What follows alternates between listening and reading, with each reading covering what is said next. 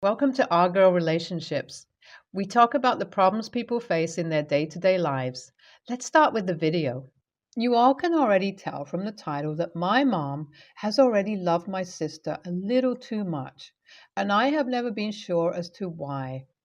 I've always only had a single sibling, Amber, who is just 2 years older than me. Well, so as you all can imagine, it just never made a lot of sense as to why I was treated so differently than Amber when we were so similar. I mean, we were close in ages, in looks, in our likes, dislikes, personalities, academics, and everything in between.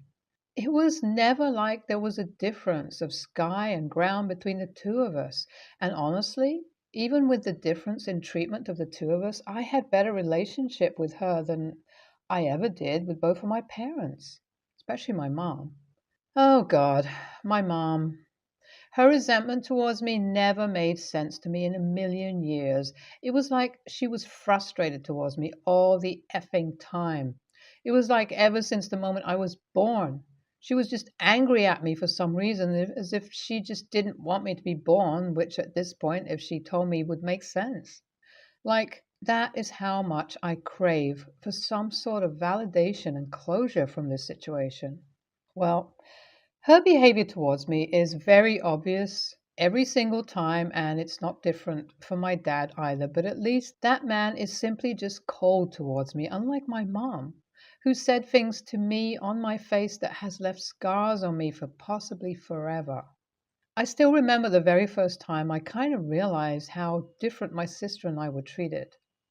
It was the first day of school for me, and I watched Amber, who was a grade ahead of me, getting ready in a different school uniform and everything, with an expensive backpack, lunchbox, and water bottle, all of which were themed around her favorite cartoon characters, compared to mine, which was simply just old ragged things which I assume my mom just bought for me from Dollar Tree.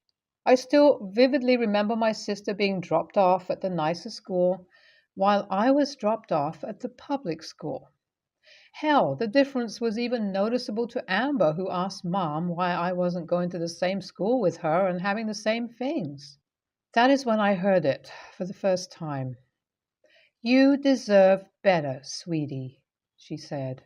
For little Amber and I, this statement was kind of a huge thing to comprehend, let alone to argue with her about. And so, even though it didn't make sense to me, her comments, which slowly worsened, started manifesting into my brain, and by the time I was in high school, I started suffering with terrible mental health issues. This didn't stop my parents from being terrible, though. My mom was horrible as always. My dad was as negligent and cold as he possibly could be, not just towards me, but towards Amber, too. It was like he was just so very disinterested in our lives. He simply just did what my mom did while drowning himself in his work.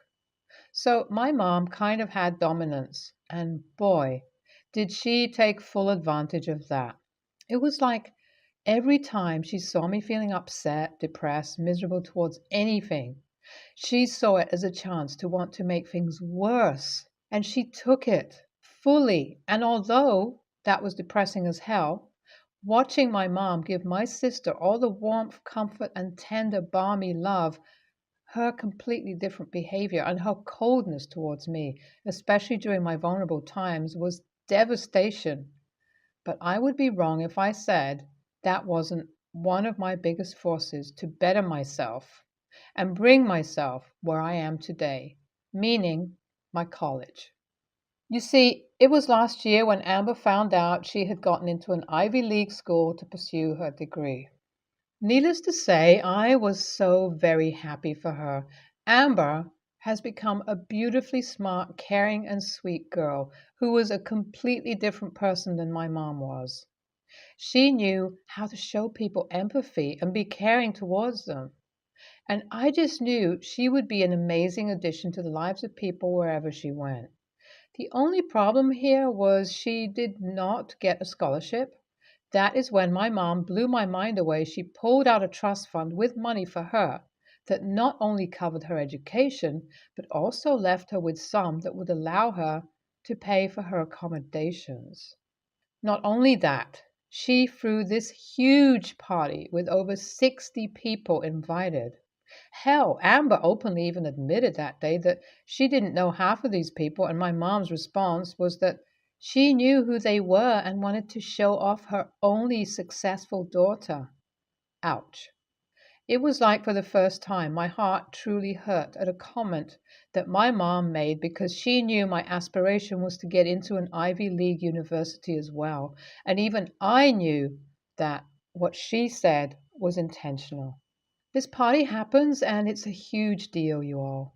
Everyone has a blast, and I would be wrong if I wouldn't admit that my mom actually did a great job. But hey, as an 18-year-old, I had my own questions and wondered if she would do the same for me once I got into college, and guess what the answer is? Drum rolls, a no. I still vividly remember the day I got my acceptance letter. I opened it on a video call in front of my sister. One by one, I saw that I had gotten into not just one, but 3 Ivy League schools that I had enrolled into, and feeling like I was on top of this world would be an understatement here, because I was beyond that. Hell, I had even gotten a full scholarship to one of them, which was my top choice of university. I still remember how happy Amber was for me and how happy I was for myself. I think my happiness was so much that I just couldn't contain it in myself and decided to go tell my mother about it, who I think already found out through my sister. Her reaction was as bland as it could be. She simply said, "Good for you," as she just resumed doing her work. And although I should have seen it coming, I lost my shit. It was like this was the straw that broke the camel's back, and I flew off the handle. I started berating her for her lack of enthusiasm, telling her that I was tired of her treating me like a second-class citizen, and done I was with her. She argued back with me as she sat beside me on the couch. Her voice was firm, as if she knew the day of this discussion would come sometime or the other. She just told me how, in her eyes, my birth was never enough for her. According to her, the moment I was born, her life fell apart, and that she didn't consider me as her daughter, unlike Amber, and how I'll never be enough for her. She told me that the moment she fell pregnant with me was the moment my dad started his affair. And so this pregnancy was nothing but misery for her in her eyes, and the birth of me was worse because my dad never wanted to be connected to her like he used to be before I was born.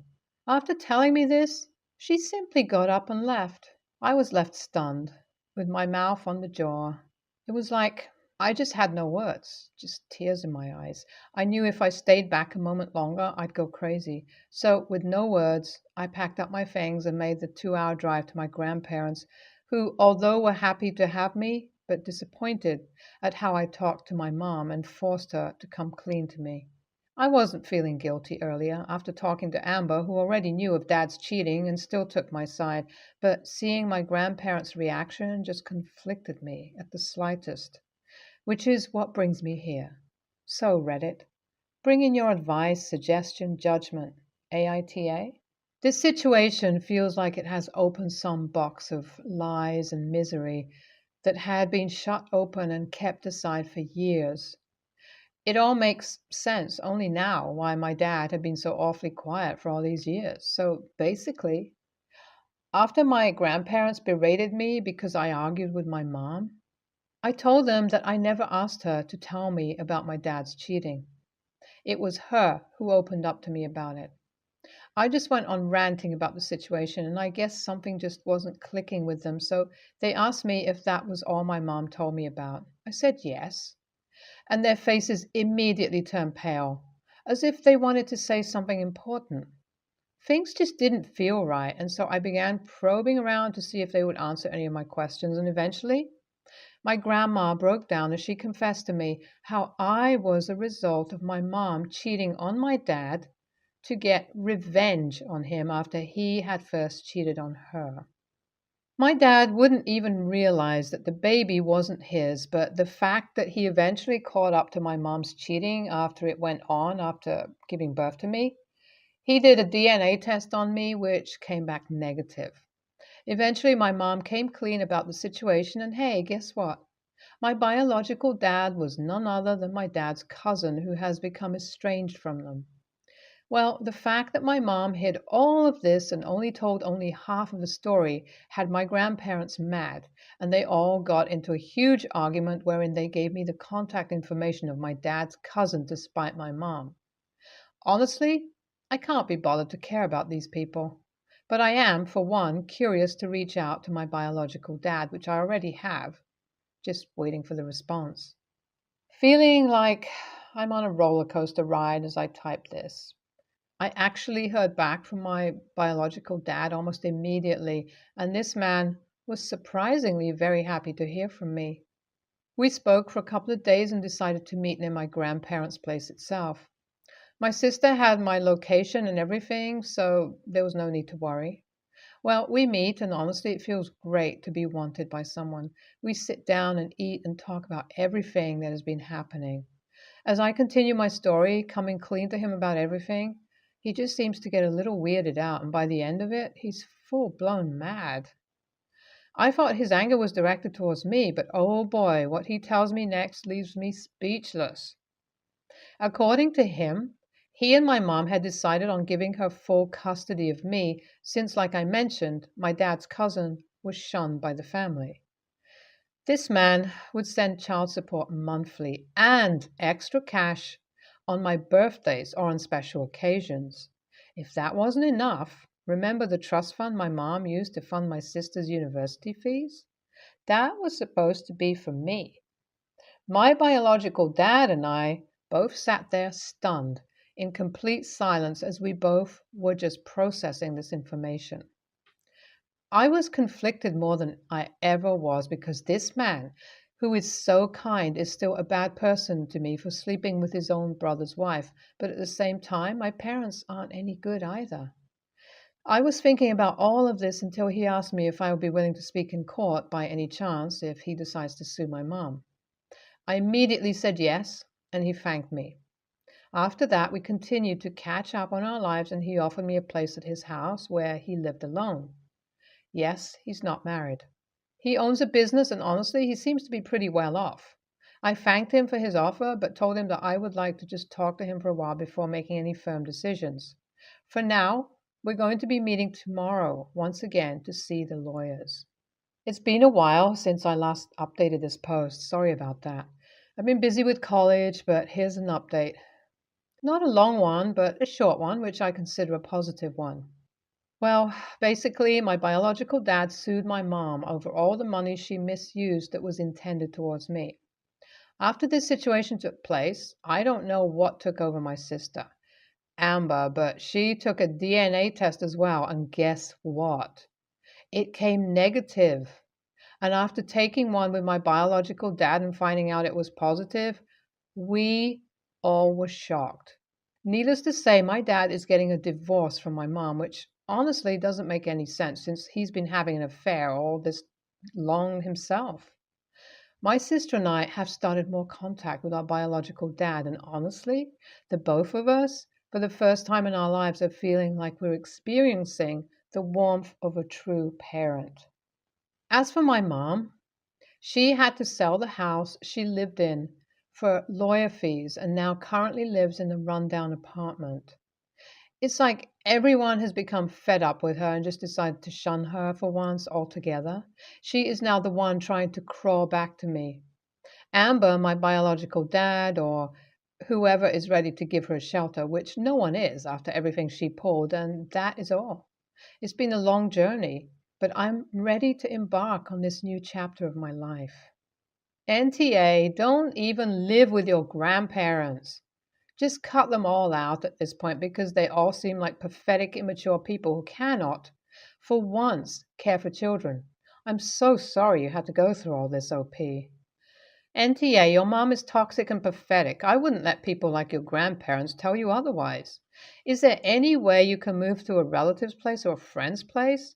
Please take care, OP. Me, female 19, and my older sister, female 21, don't talk. Mainly because I think she's a nasty person, so I simply don't want to be involved, but also because she's been attending uni for 3 years and has only just permanently moved back home. I bought a bag in January, a very popular one, not the designer one everyone is raving about online, but like a cargo utility type bag. When she got back from uni, I saw the same bag on her person. I was like, oh, I have that. And she didn't pay much attention. We didn't speak much more for a couple of weeks until she called me up at work and asked if I've seen her bag. She's lost it and can't find it. I hadn't, and I told her that. But she asked me the same thing every day because her debit card and ID were apparently in it. Fair enough to be stressed out, but freeze the card and go everywhere you've been and check lost property. I'd be pissed too, but I'm barely home because I stay at my boyfriend's and always work. I even let go of the fact she had our mother go through my bedroom to try and find it because I get the frustration of losing something valuable. I went into my favorite restaurant today and it turns out she works here. No problem. I started up a general chat about how she is. Is she looking forward to her festival in a couple of weeks? She then asks to go through my bag to see if it's hers. I allow it. I just can't be bothered to beef her when she's working. She then exclaims it's hers. And now I know, due to our parents' favoritism, I can't go home for a couple of weeks. Brilliant. But I know this is mine. I have pictures with it and the order reference from months ago. She's glaring and stropping and storming around, and I'm just trying to eat my food and get out of here because maybe she's having a bad day. I don't know, but I know working in service is awful sometimes, as I do as well. I don't like her, but I'm not going to make shit harder for her. So AITA for having the same bag? NTA, don't get me wrong, your sister is a total a-hole, but your parents are senior a-holes. It seems that their favoritism has caused your sister's toxic behavior. You seriously can't go home for a few weeks because of this? NTA, you literally have the receipts for your purchase. After proving it's yours, if it disappears, your sister and your parents have let their favoritism turn into theft and possible court case. We've been married 5 years and have a 4-year-old. We make good money in a medium high cost of living area. I make $185,000. She makes $70,000. Wife is a nurse but hates her job. She is considering quitting. I support her desire to quit for her mental health, but we seem to differ on what she should do afterwards.